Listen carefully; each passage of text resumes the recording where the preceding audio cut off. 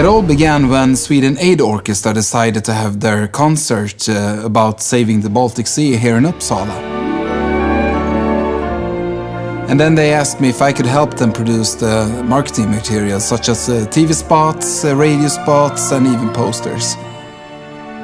I wanted to make something eye-catching, something you had never seen before. The idea was to combine the music and the sea, while at the same time pushing forth the environmental issues.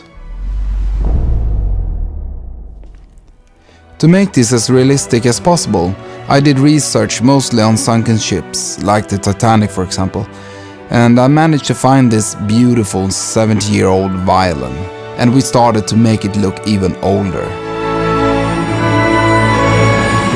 And we wanted to have that overgrown feeling of something that has been laying under the water for a long, long time on the sea bottom.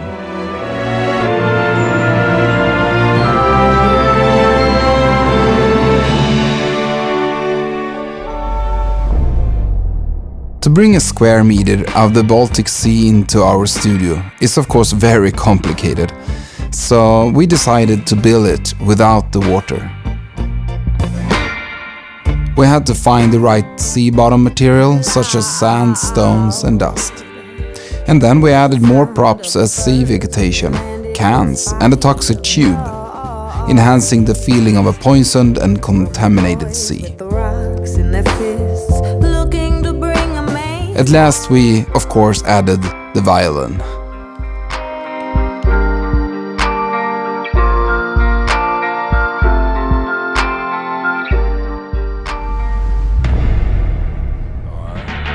I enjoy working with pro photo gear. Since we are going to do a TV commercial as well, it's really important to film with the continuous daylights, so you can switch between motion photography and stills photography very easily.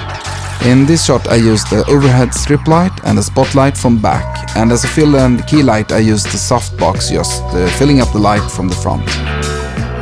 Finally we ended up with more options than we first planned. Building a set like this was way more flexible than creating a CG version of the same thing. Straight on to a little dirt road leading off to the left.